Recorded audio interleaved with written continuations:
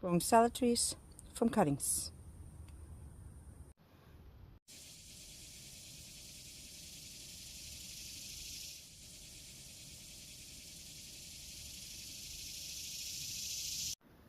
Today we're going to talk about salad trees. They are perennial in zone 8B to 11, and we love all perennial greens, so we have as many varieties as we could get our hands on. And today I'm going to show you how to make more, how to propagate salad trees. Before we move on, I want to take a quick moment to thank all of you for watching and to ask you to please hit that like button and subscribe if you haven't already done so. It makes us so happy. And every time you hit the like button, watch our videos to the end, save our videos or share them with a friend, you help our channel grow and thereby help us live closer to our growing dreams. There are many different varieties of salad trees, and today we're going to show you how to propagate some of them. We truly enjoy the salad trees. We eat them, the chickens eat them, and anything perennial is a good thing. Salad trees are extremely easy to propagate, and if you watch some of our other videos, you probably know what I'm going to do. I'm going to show you anyway because some of you are new here, and sometimes it's just about getting started. Salad trees are so easy to propagate that you don't even need any rooting hormone. Salad trees are perennial in USDA growth zone 8B to 11. And we are still here in 9B, Northeast Florida. And for us, they like to die down in the winter, which is why we propagate in the fall. It is now at the beginning of November. It is a perfect time to propagate. We don't really get cold until January, so that gives time for the plants to root. It also gives time for all the plants to recover from the cutting and set out new leaves, and that's always a good thing. We do prefer to grow our salad trees in pots whenever possible because we get an occasional freeze in Northeast Florida, maybe 1 time, 2 times, 3 times a year. That's basically the max. But when it does, it just comes in and wipes down anything that's like a tender perennial. Some of them survive, some of them do not. We like to err on the safe side. Let me show you how to propagate these. You simply go and cut them low. Now I can actually get more cuttings out of this one. I could cut it right above the leaf, and I know that it'll definitely branch out right here, but since this one is so tall, I'm going to make many cuttings out of it. So I'm actually going to cut it quite low. I'm going to see where the nodes are. I think I'm going to cut it. See, they have a couple of nodes that are really close together. You know what? Ah, it is a tricky one. Where should I cut it?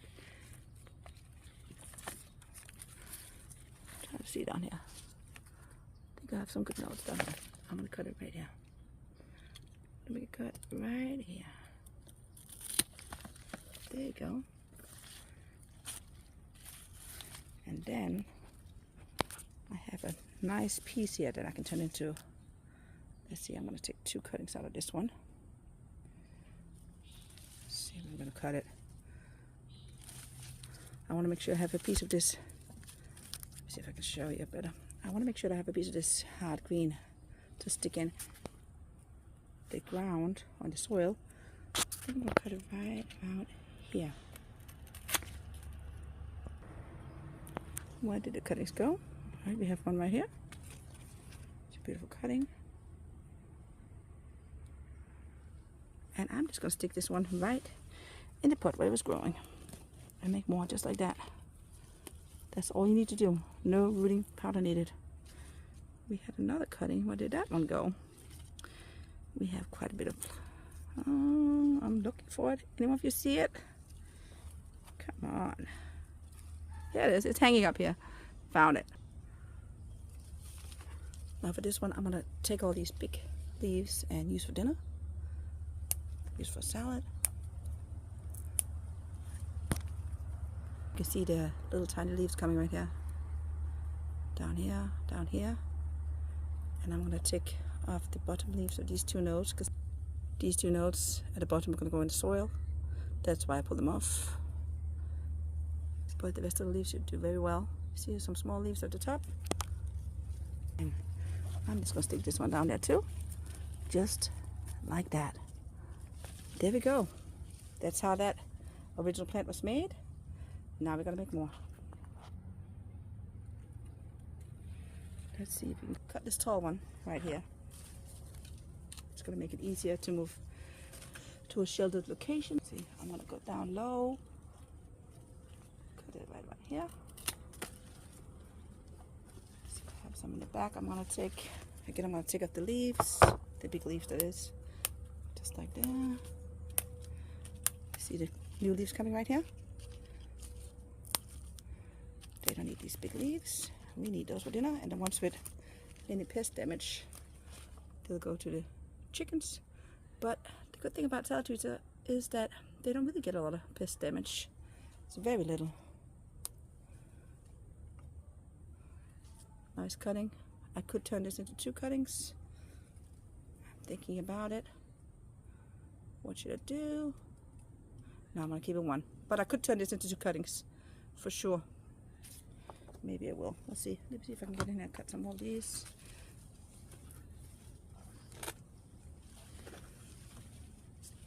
Right here.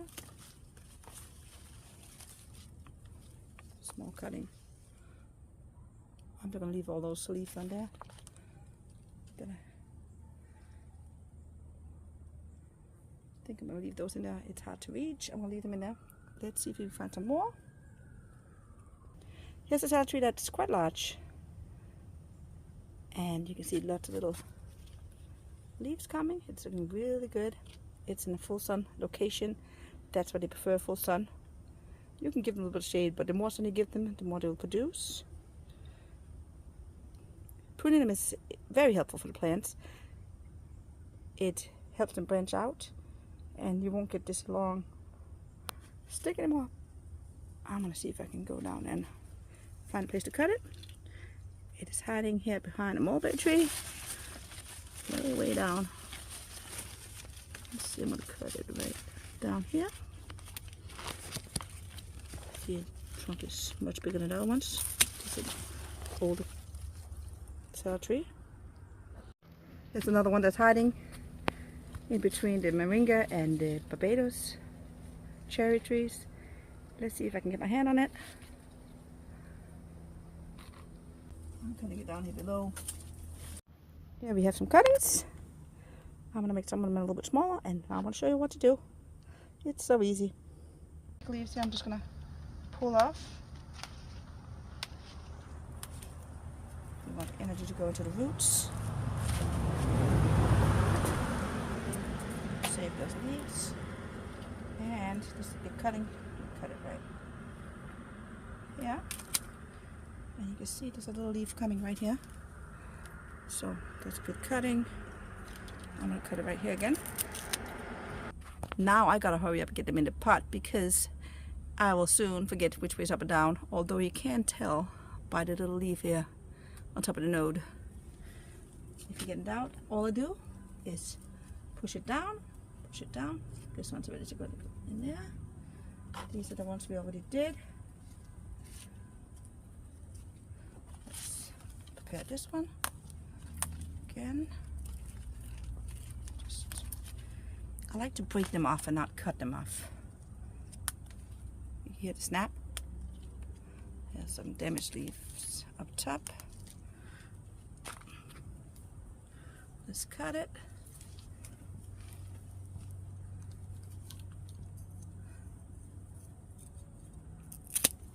One. You make 3 cuttings out of this one. 3 more. Put them in the pot. And we have another big one here. That's the one with all these nice little leaves coming up top.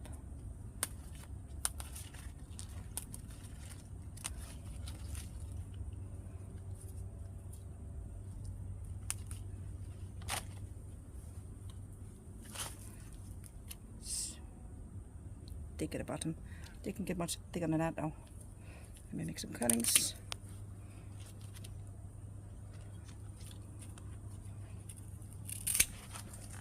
There we go.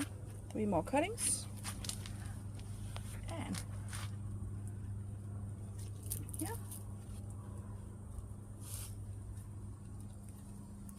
There we have them. That's how easy it is to grow salad trees from cuttings. I don't know what varieties these salad trees are. In fact, there's so many of them and they are all kind of similar. It doesn't really matter to us. They all taste the same. Some of them are bigger than others. The bigger plants, the bigger the leaves. Now they're right here, safe in a pot. They should start setting root within a month or so. I'm going to water them in well today, and I'm going to put them in the shade.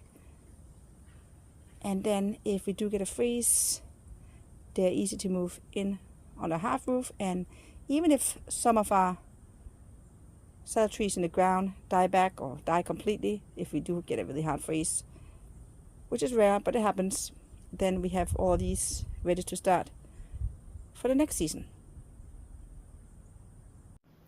If you have any questions, leave a comment and we'll do our best to answer.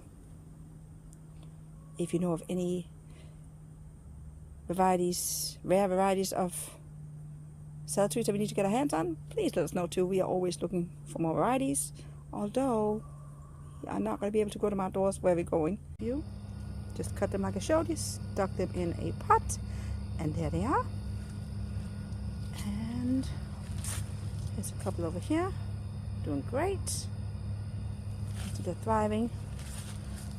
These are maybe 3 weeks ago, but yeah, they're stuck in there real good too. Excellent. It is mid-November and I have moved some of the tender perennials such as the salad tree closer to the house, just to make sure that I have some salad trees that survive of every variety, even if you do get a hard winter. Here they're protected below a passion fruit vine, some bananas, and they're getting some heat from the house. If you enjoyed this video, please hit that like button and subscribe. And if you're interested in growing more edible plants, growing more edible greens, growing perennial edible plants especially, or food forest plants, even if you're interested in growing food without chemicals, without synthetic fertilizers and pesticides, check out our playlists on our main YouTube page. We have lots of different playlists. We have some for almost every grow zone. I hope there's something you can find beneficial. Thank you for watching, and thank you for making the world a little greener.